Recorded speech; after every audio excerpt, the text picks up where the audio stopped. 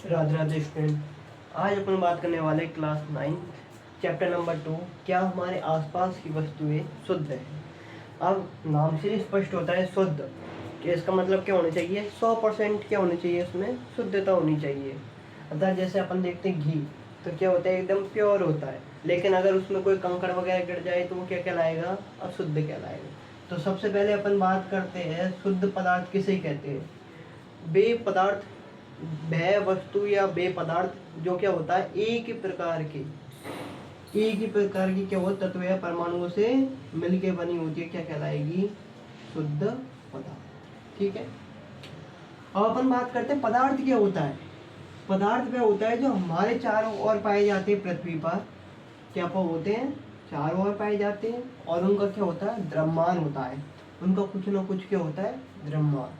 और क्या करते हैं, वो एक निश्चित स्थान को घेरते हैं, अर्थात जिस जो स्थान को घेरते हैं उसका, और उसका क्या होता है, द्रव्यमान होता है, वही क्या कहलाता है, अपना पदार्थ कहलाता है। ठीक है। अब अपन बात करने वाले हैं मिश्रण। मिश्रण क्या चीज होती है। अब मिश्रण से आपको पता चल ही गया होगा कि इसमें क्या करना होता है, अपने को मिक्स करना होता है। तो अब इसमें क्या होता है, दो या दो से अधिक जटिल पदार्थ आपस में मिलकर के एक मिश्रण बनाते, वो समांगी मिश्रण बनाते हैं, जिसे क्या कहेंगे, अपन मिश्रण कहेंगे। क्या करेगा, दो या दो से अधिक पदार्थ भौतिक रूप से मिलाने पर किसका निर्माण करते हैं, मिश्रण का। ठीक है। अब ये होते हैं दो प्रकार के, कितने, दो। एक होता है समांगी और एक होता है विषमांगी। नाम से स्पष्ट है इसमें समांगी मिश्रण। तो इसमें क्या होंगे, ओनली समान, क्या होगी, इसमें समान संरचना वाले कण होंगे, तो वो क्या कहलाएगा, समांगी मिश्रण। यानी कि जैसे जल लेते हैं, जल में अपन नमक डाल दिया तो क्या हो जाएगा, पूरी तरह से घुल जाएगा, अपने को दिखाई देगा नहीं देगा, तो ये कौन सा मिश्रण कहलाएगा, समांगी। अब बात करते हैं विषमांगी। जैसे मैंने अलग अलग प्रकार के दो पदार्थ लिए, अब उनको मैंने मिलाया, अब वो अलग अलग दिख रहे हैं, तो वो कौन सा कहलाएगा, विषमांगी मिश्रण। अर्थात आपस में मिक्स नहीं हो पा रहे, तो वो कौन सा मिश्रण है, विषमांगी। जैसे संरचना एक समान नहीं होती, जिनकी संरचना की नहीं होती एक समान, जैसे मिट्टी और पानी ले लेते हैं, और मिट्टी और पानी को अपन घोले तो क्या मिक्स हो जाएंगे, क्या नहीं होंगे, तो क्या कहलाएगा, वो विषमांगी मिश्रण। ठीक है। अब बात करते हैं विलयन, सॉल्यूशन। ठीक है।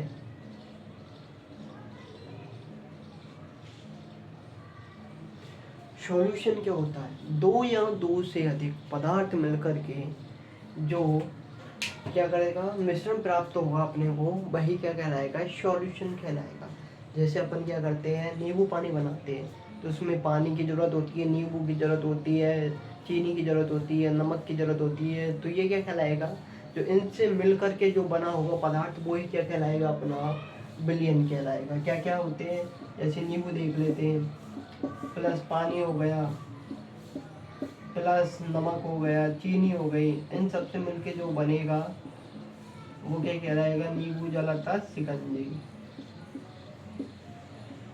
ठीक है। यही क्या कहलाएगा, अपना सॉल्यूशन।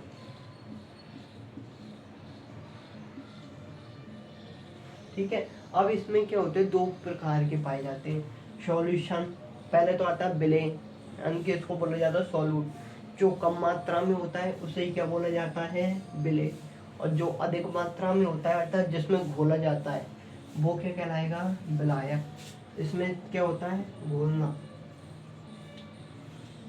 जैसे इसमें मान लो ये नमक हो गया, ये हो गया पानी। ठीक है। नमक प्लस पानी। ठीक है। नमक कम मात्रा में है, तो ये क्या कहलाएगा, अपना विलेय। और ये क्या है, अधिक मात्रा में, और ये क्या कहलाएगा, विलायक। ठीक है। अब इन दोनों से मिलके जो बनेगा वही क्या कहलाएगा, अपने को विलयन। ठीक है। अब बात करते हैं विलयन, विलेय प्लस विलायक से मिलके जो बनता है वही क्या कहलाता है, विलयन कहलाता है। अब आता है निलंबन एवं कोलाइड के गुणधर्म। अब देखो, निलंबन के गुणधर्म होते हैं अपने को, ये कण कैसे होते हैं, बड़े, किस में बैठ जाते हैं, ये तल में आता है, नीचे जो तला होता है ना, बॉटम होता है, उसमें क्या करते हैं, बैठ जाते हैं।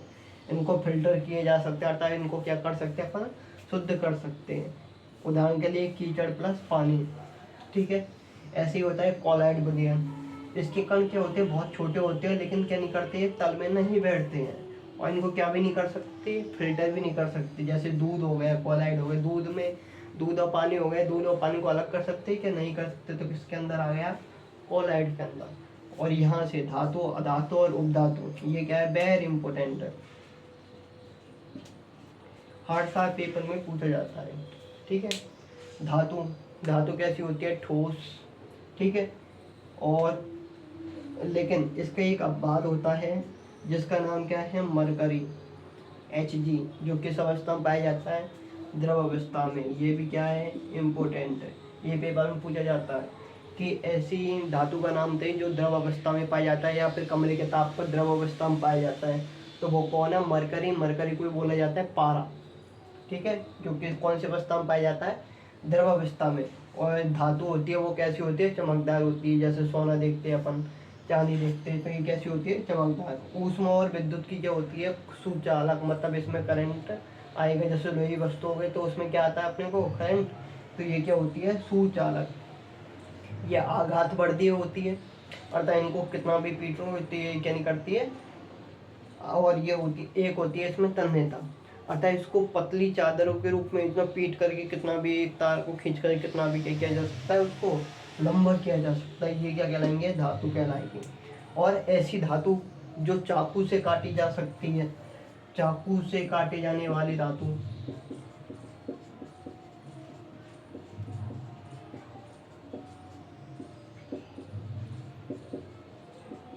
धातु होती है लिथियम, सोडियम और पोटेशियम, Li Na के। अब आते हैं अधातु के ऊपर। ये कैसी होती है, चमक रहित होती है, भंगुर पकड़ती होते हैं, अतः इनको छोड़ देने पर क्या करती है, टूट जाती है। उदाहरण ले सकते हैं अपन कोयले का। ठीक है, ऊष्मा और विद्युत की क्या होती है, कुचालक होती है, आघात वर्धी होती है, तन्यता नहीं होती। कार्बन देख सकते हैं, सल्फर देख सकते हैं, फास्फोरस हो गया और ऑक्सीजन हो गया। अब ऐसे ही क्या होते हैं उपधातु, इन दोनों के क्या पाए जाएंगे, इसमें मिक्स लक्षण पाए जाएंगे, मतलब इन दोनों के मध्य के गुण पाए जाएंगे। ये अर्धचालक होगी, पूर्णतः ठोस होती है ये, चमक धातु जैसी नहीं होती इनकी, जितनी चमक इनकी धातु की होती है उतनी उपधातु की नहीं होती। ठीक है, और इसका उदाहरण ले सकते हैं सिलिकॉन, जर्मेनियम, आर्सेनिक, ETC। तो ये कैसा लगा, वीडियो को शेयर करें,